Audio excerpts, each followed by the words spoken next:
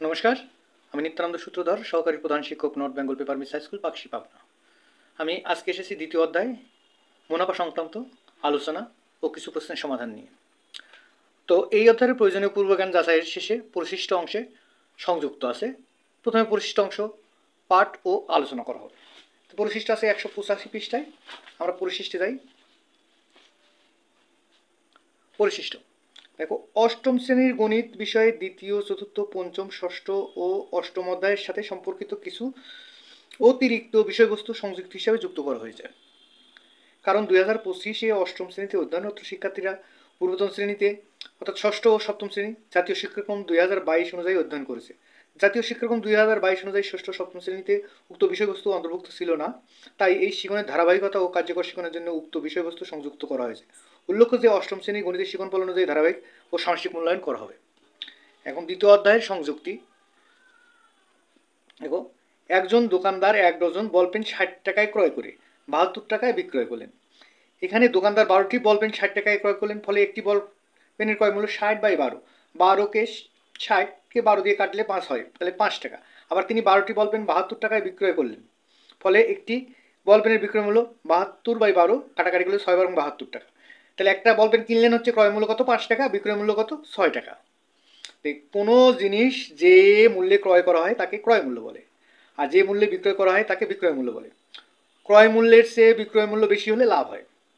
তাহলে লাভ সমান বিক্রয় মূল্য বিয়োগ ক্রয় মূল্য, অর্থাৎ 6 টাকা বিয়োগ 5 টাকা 1 টাকা। এখানে দোকানদার প্রতিটি বলপেন 1 টাকা করে লাভ করলেন। আবার মনে করি একজন কলা বিক্রেতা এক হালি কলা 20 টাকায় ক্রয় করে 18 টাকায় বিক্রয় করলেন। ক্রয় মূল্যের চেয়ে বিক্রয় মূল্য কম হলে কী হয়? ক্ষতি হয় বা লোকসান হয়। তাহলে ক্ষতি সমান কি? ক্রয় মূল্য বিয়োগ বিক্রয় মূল্য। তাহলে 20 টাকা ক্রয় মূল্য ছিল, 18 টাকা বিক্রয় মূল্য, 20 বিয়োগ 18 2 টাকা। এখানে কলা বিক্রেতা প্রতি হালিতে 2 টাকা করে ক্ষতি হলো কলা বিক্রেতার।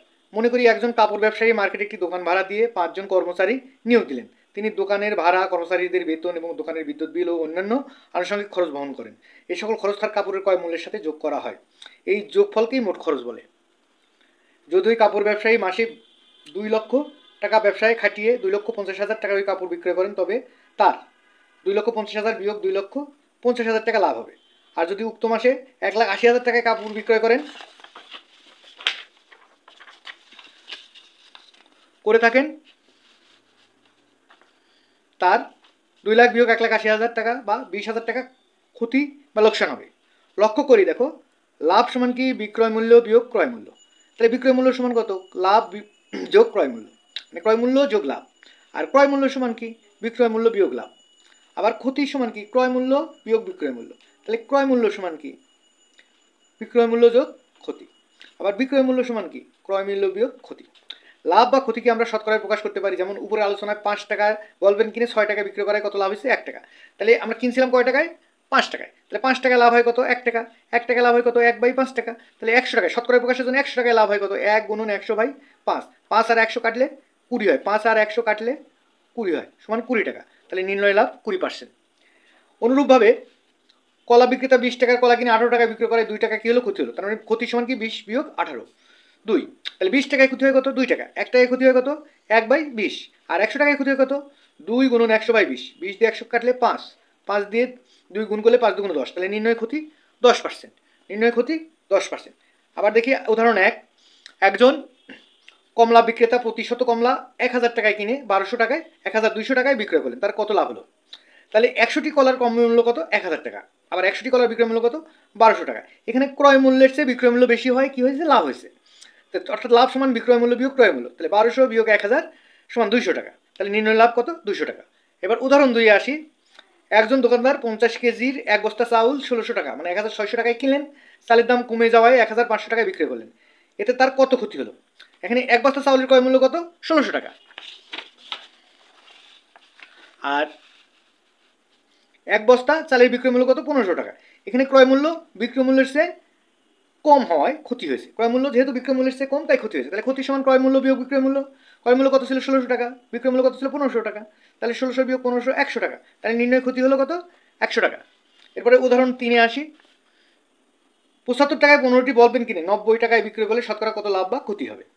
এখানে 15টি বলপেনের ক্রয় মূল্য কত? 75 টাকা এবং 15টি বল পেনের বিক্রয় মূল্য 90 টাকা। এখানে ক্রয় মূল্যের চেয়ে বিক্রয় মূল্য বেশি হয়, কী হয়েছে, লাভ হয়েছে। অর্থাৎ লাভ সমান বিক্রয় মূল্য বিয়োগ ক্রয় মূল্য। তাহলে 90 টাকা বিয়োগ 75 টাকা 15 টাকা। তাহলে 75 টাকায় লাভ হয় কত, 15 টাকা। 1 টাকায় লাভ হয় তাহলে 15/75, আর 100 টাকা লাভ হয় 15 গুণন 100 ডিভাইডেড বাই 75। এখানে 5 15 75 আর 5 20 100, তাহলে 20 টাকা। নির্ণয় লাভ 20 টাকা। এবার আসি, একটি ছাগল 10% ক্ষতিতে বিক্রয় করা হলো। বিক্রয় মূল্য 450 টাকা, বেশি হলে 5% লাভ হতো। ছাগলটির ক্রয় মূল্য কত?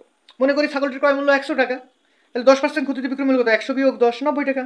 5% লাভের বিক্রয় মূল্য কত, 100 যোগ 5 105 টাকা। এখন 5% লাভে বিক্রয় বিয়োগ 10% লাভ ক্ষতিতে বিক্রয় মূল্য, 105 বিয়োগ 90 15 টাকা। তাহলে অতিরিক্ত বিক্রয় মূল্য কত হলো, 15 টাকা।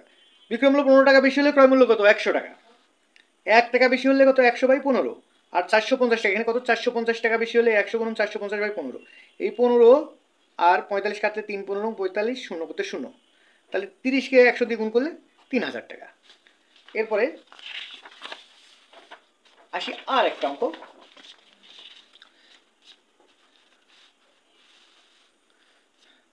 নাবিল মিষ্টির দোকান থেকে প্রতি কেজি 250 টাকা হিসাবে 2 কেজি সন্দেশ ক্রয় করলো।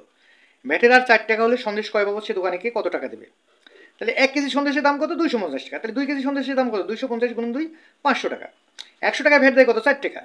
1 টাকা ভ্যাট দেয় কত, 4/100। তাহলে 500 টাকা ভ্যাট দেয় কত, 4 গুণন 500/100। 100 এই 2 শূন্য, এই 500 2 শূন্য কাটলে কত, 4 5 20 টাকা। তাহলে নাবিল সন্দেশ বাবদ দোকানে কত দেবে? 2 কেজির দাম 500 টাকা আর ভ্যাট 20 টাকা, এই 520 টাকা। তো আজকের মতো ক্লাস এখানেই শেষ। আগামী দিন আমি প্রশ্নমালা থেকে অঙ্ক করাবো। আমার সাথে সবাই থাকবে। আমার চ্যানেলটাকে ভালো লাগলে সাবস্ক্রাইব করবে, লাইক শেয়ার ও কমেন্ট করে পাশে থাকবে। ধন্যবাদ সবাইকে।